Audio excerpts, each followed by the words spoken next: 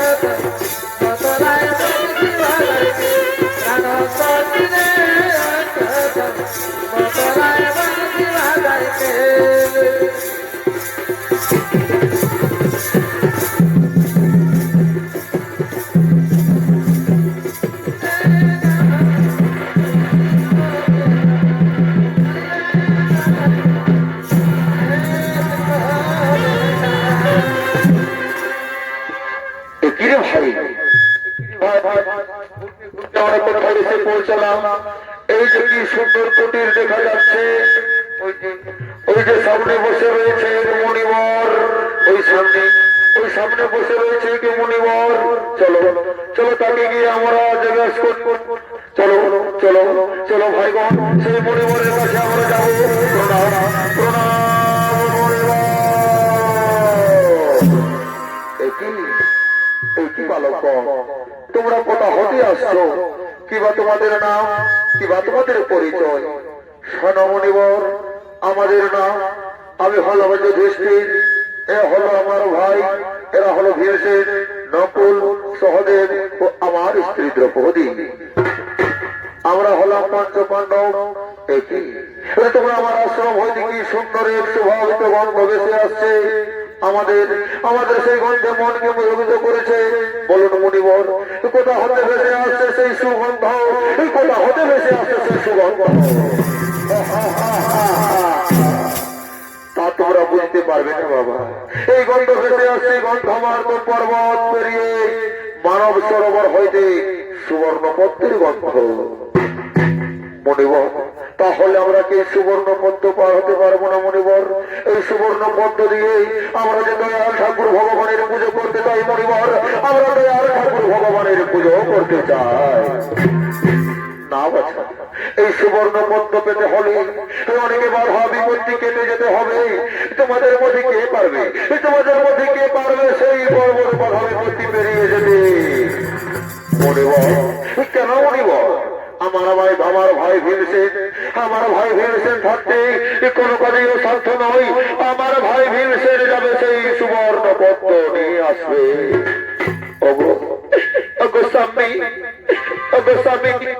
তুমি কি পারবে না?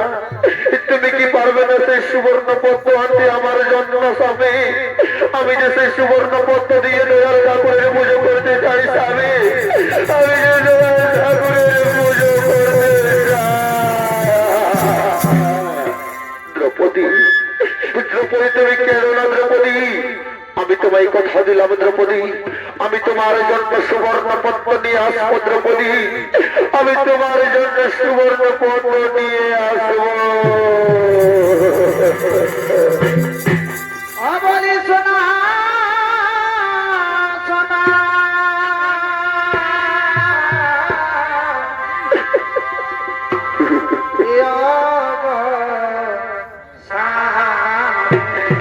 দ্রৌপদী আরে পদয়নে দ্রৌপদী এই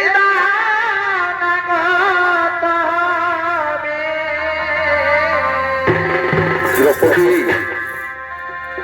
সোনা বলিয়া দ্রৌপদী পদয়নে দ্রৌপদী তুমি কেন না দ্রৌপদী তুমি কেন না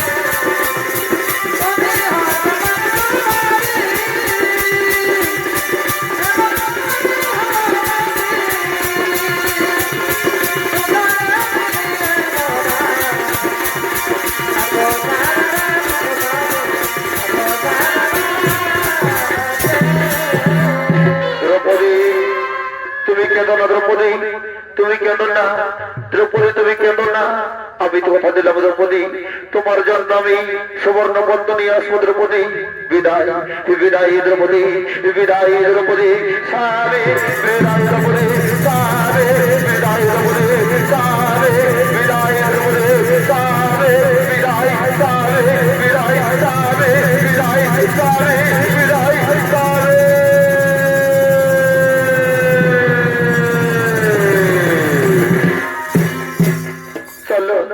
চলো স্বামীগণ আমাদের শ্রেষ্ঠ ভীমসেন চলে গেল সেই সুবর্ণ পদ্ম আনতে আমরাও নির্জন জায়গায় করিব বিশ্রাম আমরাও নির্জন জায়গায় করিব বিশ্রাম আমরাও নির্জন জায়গায় করিব বিশ্রাম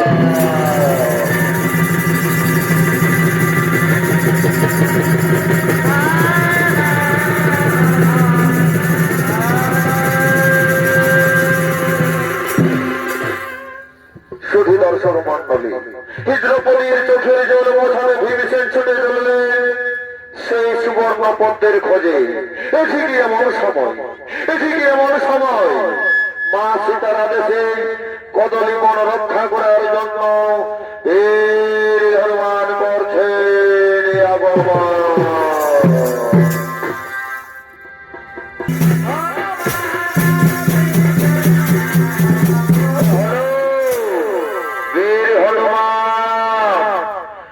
সীতার আদেশে কদলী বন রক্ষা করার জন্য আগমন করেছে।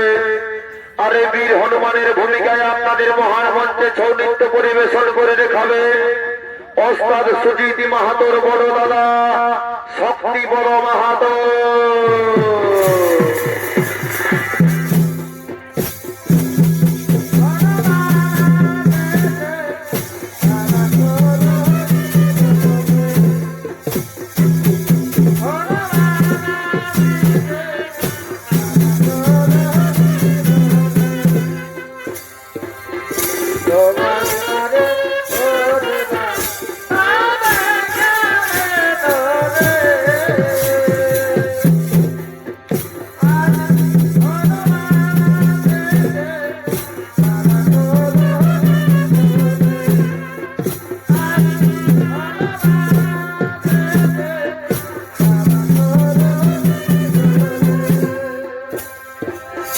Hey,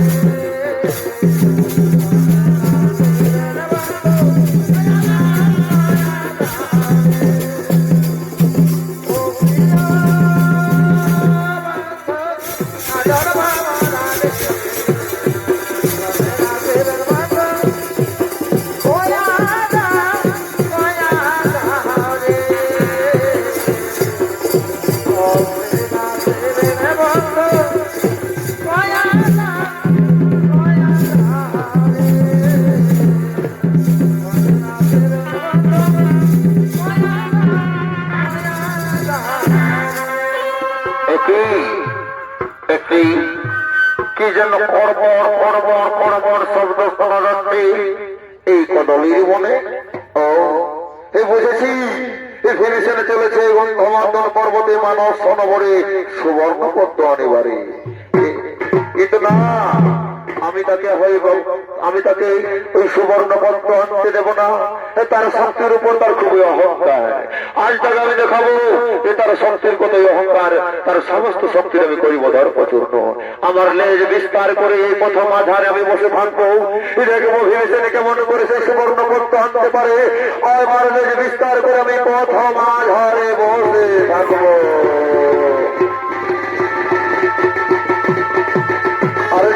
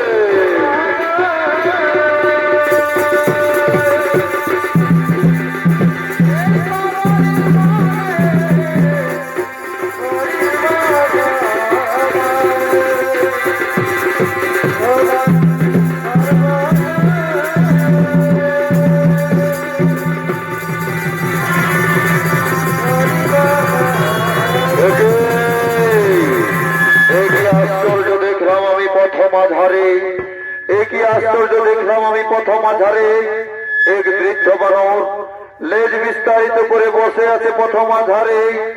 বলি ও বানর ভাই, বলি ও বানর ভাই, বলি ও বানর ভাই, শুনতে পাচ্ছ না?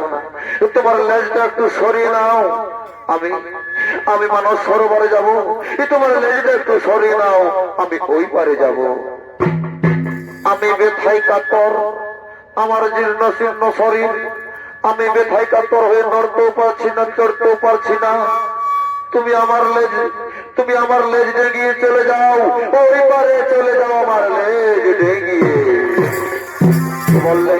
কি বললে বানর? যত জীব তত শিব, ঘটে ঘটে নারায়ণ, তুমিও তো জীব। কিভাবে লেজ ডেঙিয়ে আমি যাবো ওপারে? তুমি তোমার লেজ সরিয়ে নাও বৃদ্ধ বানর, তুমি তোমার লেজ সরিয়ে নাও বৃদ্ধ বানর। বললাম তো বাছা, আমার নড়বার শক্তি নেই, পারো তো তুমি আমার লেজ সরিয়ে তুমি ওই পারে চলে যাও। কি বললে বানর? কি বললে বানর? ঠিক আছে, ঠিক আছে, তোমার লেজ সরানো তো ব্যাপার, তোমার লেজ সরানো আমার এই বাম হস্তের কাজ। আমি এক্ষুনি তোমার লেজ সরিয়ে আমি ওই পারে যাব।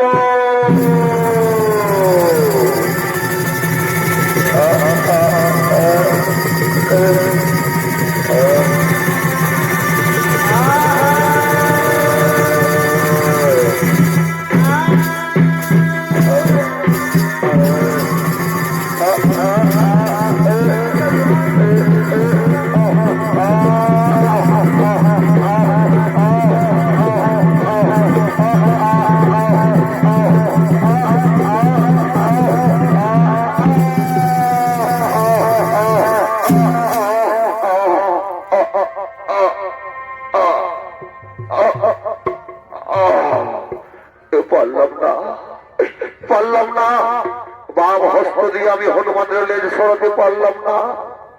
না না না, আমি এত সহজে হার মারবো না। আমার নাম ভীমসেন, আমার নাম ভীমসেন। এবার আমি আমার সমস্ত শক্তি দিয়ে তার লেজে সরাবো। এবার আমি আমার সমস্ত শক্তি প্রয়োগ করবো সেই লেজের উপরে। এবার আমার সমস্ত শক্তি প্রয়োগ করবো সেই লেজের উপরে।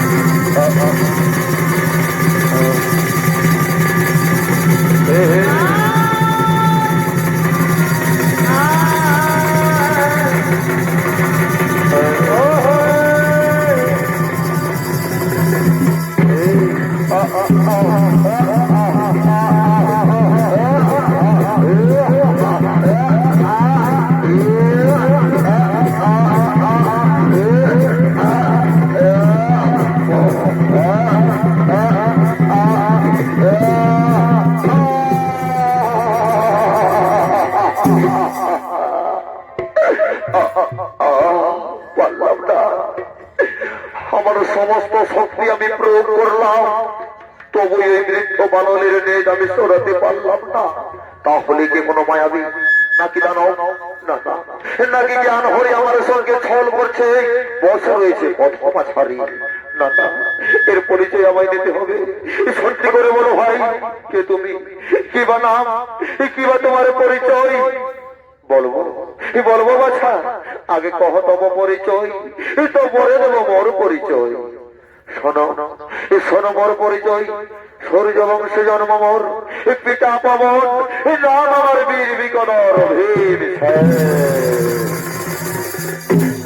শোনো বাছা মোর পরিচয়, কেশরী ক্ষেত্রে জন্ম, পিতা পবন, মা সীতার আশীর্বাদে, চারি যুগ মোর, আমার নাম বীর হনুমান। কি আশ্চর্য কথা শোনালে, তুমি অপবন পুত্র, আমি অপবন পুত্র, তাহলে তো তুমি আমার সম্পর্কে বড় দাদা।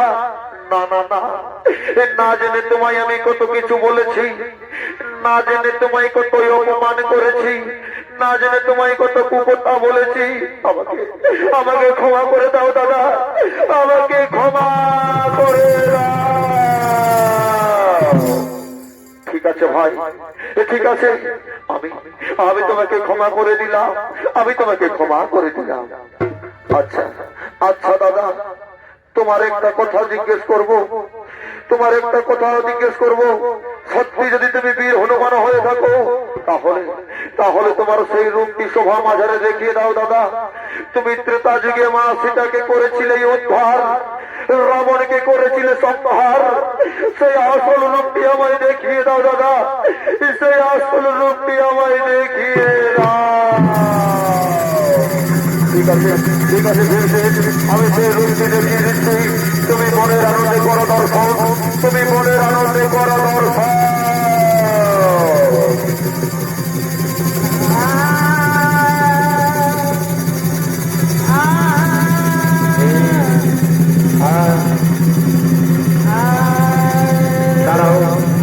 আমি তুমি মনের আনন্দে দর্শন করবে, তুমি মনের আনন্দে করো দর্শন।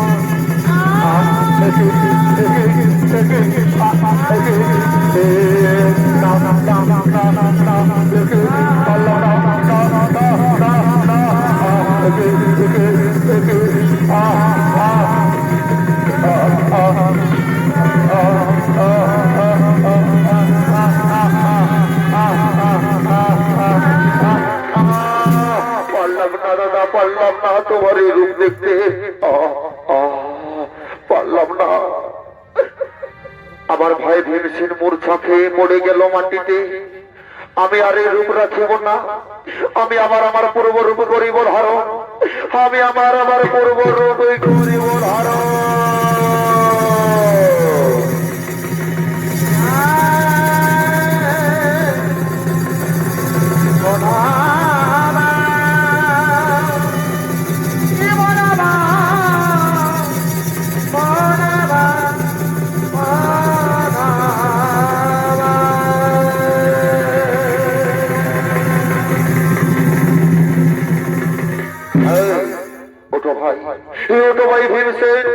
ভয়ের নাহি তো কারণ, আমি পূর্ববর্তী করেছি ধারণ।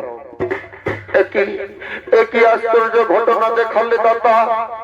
একটু আগে স্বর্গেতে ছিল তব মস্তক, পাতালে ছিল লেজ, এর রূপ দেখি লজ্জা দিলে মরে দাদা।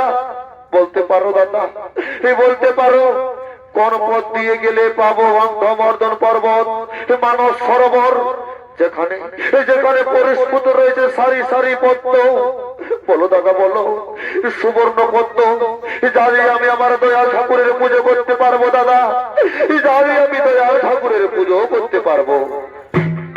শোনো ভাই ভীমসেন, উত্তর পথে করিও গমন, উত্তর পথে করিও গমন, গন্ধমার্দন পর্বত পেরিয়ে যাবে, তবেই তুমি মানস সরোবরে পাবে সুবর্ণ পদ্ম।